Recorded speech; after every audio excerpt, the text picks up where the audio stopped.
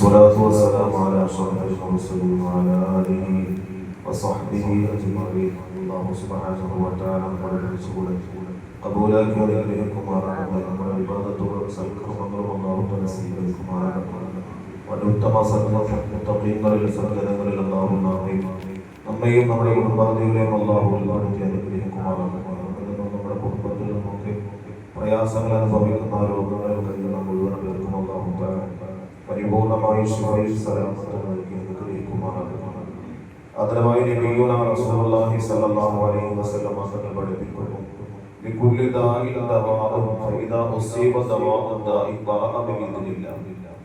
നമുക്കറിയാം, ഇന്ന് വർത്തമാനകാല ലോകം ഒരുപാട് രോഗങ്ങൾ കൊണ്ട് പ്രയാസങ്ങൾ കൊണ്ട് കഷ്ടപ്പെടുന്ന മാരകവും ഭീകരവുമായ പുതിയ പുതിയ രോഗങ്ങൾ കൊണ്ട് ഈ ലോകം വല്ലാതെ അമർന്നിരിക്കുന്ന ഒരു കാലഘട്ടത്തിലാണ്.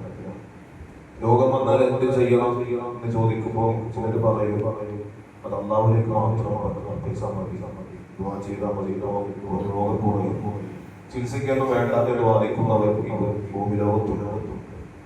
പക്ഷെ പരിശുദ്ധമായ ഇസ്ലാം വളരെ കൃത്യമായി വ്യക്തമായി രോഗം വന്നാൽ എന്ത് ചെയ്യണം എന്ന് നമ്മോട് പഠിപ്പിച്ചത്.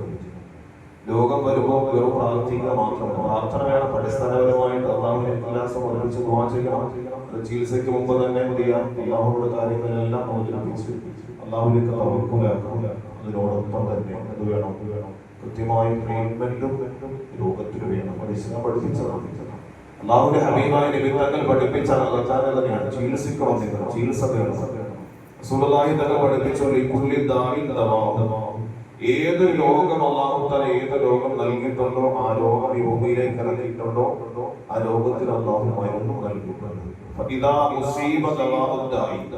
ആ രോഗത്തിനുള്ള കൃത്യമായ മരുന്ന് ഏതാണോ അത് ആ മനുഷ്യനിലേക്ക് എത്തിച്ചേർന്നാൽ ബറഅബിദിനില്ല, അല്ലാഹുവിന്റെ അനുമതിയോടുകൂടി ആ രോഗം സുഖപ്പെടും എന്ന് ആദരവായ നബിയുനാ റസൂലുള്ളാഹി. പലപ്പോഴും നമ്മുടെ രോഗങ്ങൾ ശിഫയാകാത്തതിന്റെ പ്രധാനപ്പെട്ട കാരണം നമുക്ക് യോജ്യമായ മരുന്നായിരിക്കില്ല നമുക്ക് കിട്ടുന്നത്. അപ്പൊ ആ രോഗം ശിഫയാകാനുള്ള കൃത്യമായ മരുന്ന് കൃത്യമായി നമ്മളിലേക്ക് എത്തിക്കഴിഞ്ഞാൽ അള്ളാഹുവിന്റെ തീരുമാനമുണ്ടെങ്കിൽ നമ്മുടെ രോഗം എന്ത് ചെയ്യും, സുഖപ്പെടുമെന്നാണ് വിശുദ്ധമായ ഹദീസിലൂടെ അള്ളാഹുവിന്റെ ഹബീബായ നബി തങ്ങൾ പഠിപ്പിച്ചത്. അതുമാത്രമല്ല, ഏതൊരു രോഗം ഈ ഭൂമിയിലേക്ക് അള്ളാഹു തആല ഇറക്കിയിട്ടുണ്ടോ ആ രോഗത്തിന് പരിപൂർണമായ ശിഫയും അഥവാ രോഗശമനത്തിനുള്ള മരുന്നും അള്ളാഹു തആല ഇറക്കിയിട്ടുണ്ട്.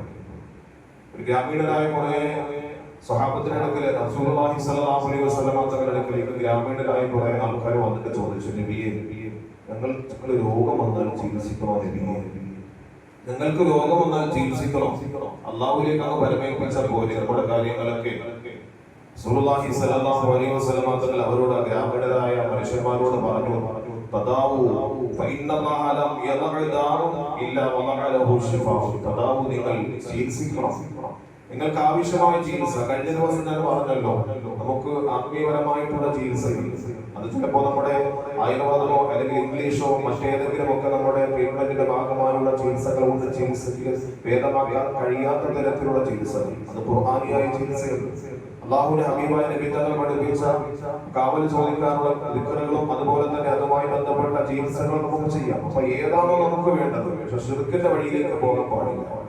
ഇന്ന് നമുക്കറിയാം, ഇത് രോഗം വരുമ്പോൾ അവിടെ പോകും, നേരെ പോകും കാണിക്കാൻ. നമ്മുടെ പിള്ളേർക്കൊന്നും അറിയത്തില്ല. ഒരു രോഗം വന്നാൽ പോകും കാണിക്കാരെന്ന് പറയും. അഥവാ ഈ ഹൈന്ദവ സഹോദരങ്ങളിൽപ്പെട്ട ഒരു ഭാഗമാണ്. അപ്പൊ അവരുടെ അടുത്ത് പോയിട്ട് കാര്യങ്ങളൊക്കെ അവതരിപ്പിച്ചിട്ട് പൂജയൊക്കെ ചെയ്ത് അത് ശിർക്കാണ്. അത് പാടില്ല. അല്ലാഹുവിന്റെ ഹബീബായ നബി തങ്ങളും വിശുദ്ധ ഇസ്ലാം നമ്മോട് പഠിപ്പിച്ച ചിട്ടകൾക്കുള്ളിൽ എന്നുള്ളത് മദ്യം കുടിച്ച് ചികിത്സിക്കാൻ പറ്റുമോ? മദ്യം കുടിച്ച് ചികിത്സിക്കാൻ പറ്റുമോ? പാടില്ല. അപ്പൊ ഹറാമിന്റെ പ്രവർത്തനങ്ങളിലേക്ക് പോകാത്ത രീതിയിൽ, ഹറാമിന്റെ മാർഗങ്ങൾ സ്വീകരിക്കാത്ത രീതിയിൽ, ശിർക്ക് പെടാത്ത രീതിയിലുള്ള ചികിത്സകൾ ഇസ്ലാമിൽ, ഖുർആനിയായ ചികിത്സകൾ ഇസ്ലാമിൽ അനുവദനീയമാണ്. അപ്പൊ ഏതാണോ നമുക്ക് ഉത്തമമായിട്ടുള്ളത്, അല്ലെങ്കിൽ നമുക്കത് ചെയ്താൽ ഫലം കിട്ടുമെന്ന് ഉറപ്പുണ്ടെങ്കിൽ ആ ചികിത്സകൾ നമ്മൾ ചെയ്യണം. ഹറാമിന്റെ വഴിയിലേക്ക് പോകരുത്, ശിർക്കിന്റെ പാതയിലേക്ക് പോകരുത്. അല്ലാഹുവിന്റെ ഹബീബായ നബി തആല ഗ്രാമീണരായ മനുഷ്യന്മാരോട് പറഞ്ഞു, തദാവൂ, നിങ്ങൾ ചികിത്സ നടത്തണേ. ഫഇന്നല്ലാഹ ലം യദഅ ദാഅൻ ഇല്ലാ വദഅലഹു ശിഫാ. നിശ്ചയം നിങ്ങൾക്ക് അല്ലാഹു തആല രോഗം നിശ്ചയിച്ചിട്ടുണ്ട് എങ്കിൽ, ഈ ഭൂമിയിലേക്ക് ഇറങ്ങിയിട്ടുണ്ട് എങ്കിൽ അതിന് പരിപൂർണമായ ശിഫയും അല്ലാഹു തആല വെച്ചിട്ടുണ്ട്. ഒരു രോഗം ഒഴികെ, ഒരൊറ്റ രോഗത്തിനൊഴികെ, ഒരൊറ്റ രോഗത്തിന് മാത്രമേ അല്ലാഹു തആല ഈ ഭൂമി ലോകത്ത് എന്ത് വെച്ചിട്ടില്ല? മരുന്ന് വെച്ചിട്ടില്ല. ആ മരുന്ന് ആ രോഗത്തിന് വെച്ചിരുന്നു എങ്കിൽ ഏറ്റവും കൂടുതൽ മെഡിക്കൽ സ്റ്റോറുകളിലും ഹോസ്പിറ്റലിലും ഏറ്റവും കൂടുതൽ വിറ്റഴിയപ്പെടുന്ന മരുന്ന് ഏതായിരിക്കും? ആ മരുന്ന് ഏതായിരിക്കും? ആ രോഗം ഏതായിരിക്കും? ആ രോഗം മരണമല്ല. ഏതായിരിക്കും ആ രോഗം? ലോകത്തിൽ മെഡിക്കൽ സ്റ്റോറുകളിൽ ക്യൂ നിന്ന് വാങ്ങുന്നു ആൾക്കാർ. ഏറ്റവും കൂടുതൽ തള്ളൽ എവിടെയാണ്? സ്വാഭാവികമായിട്ട് ഹോസ്പിറ്റൽ പോലെ മെഡിക്കൽ സ്റ്റോറിലാണ്. ആ രോഗത്തിന് മാത്രം അല്ലാഹു തആല ഈ ലോകത്ത് എന്ത് വെച്ചിട്ടില്ല? മരുന്ന് നിശ്ചയിച്ചിട്ടില്ല. റസൂലുള്ളാഹി ആ ഗ്രാമീണരായ മനുഷ്യന്മാരോട് പറഞ്ഞു, ഒരൊറ്റ രോഗത്തിന് മാത്രമേ അല്ലാഹു തആല ഇവിടെ ശിഫ കൊടുക്കാതെ ഉള്ളൂ. ബാക്കി എല്ലാ രോഗത്തിനും അല്ലാഹു തആല മരുന്ന് അല്ലാഹു തആല കൊടുത്തിട്ടുണ്ട്. അൽ ഹരിമു, വാർദ്ധക്യമാണ്. വാർദ്ധക്യം എന്ന രോഗത്തിന് മാത്രം അല്ലാഹു തആല ചെയ്തിട്ടില്ല. ഈ പ്രപഞ്ചത്തിൽ മരുന്ന് കണ്ടുപിടിച്ചിട്ടുണ്ട്. എല്ലാവരും എന്നേതൊക്കെ വാങ്ങിച്ച് കഴിച്ചിട്ടായിരുന്നു. കാരണം നമ്മളൊക്കെ ആഗ്രഹിക്കുന്നത് വീണ്ടും ചെറുപ്പത്തിലേക്ക് പോകാൻ വേണ്ടിയാണ്. പക്ഷെ വാർദ്ധക്യം എന്ന രോഗത്തിന് അല്ലാഹു തആല മരുന്ന് നിശ്ചയിച്ചിട്ടില്ല. അപ്പൊ അല്ലാഹുവിന്റെ ഹബീബായ നബി തആല ഗ്രാമീണരായ മനുഷ്യന്മാരോട് പറഞ്ഞു കൊടുത്തു, അതുകൊണ്ട് നിങ്ങൾ ചികിത്സ നടത്തണേ. ചികിത്സിക്കാതെ നിങ്ങൾ രോഗത്തെ വെച്ചുകൊണ്ടിരിക്കരുത്. അത് ഇസ്ലാമികമല്ല. ഡോക്ടർ ഒരു നിർദ്ദേശം നൽകിയ, ഇസ്ലാം എന്ന് പറഞ്ഞാൽ ഡോക്ടർ ഒരു രോഗം കണ്ടെത്തിയിട്ട് ഇതിന് കൃത്യമായി മരുന്നുകൾ കഴിക്കണമെന്ന് പറഞ്ഞാൽ കഴിക്കുക എന്നുള്ളത് ഇസ്ലാമിക അധ്യാപനമാണ്.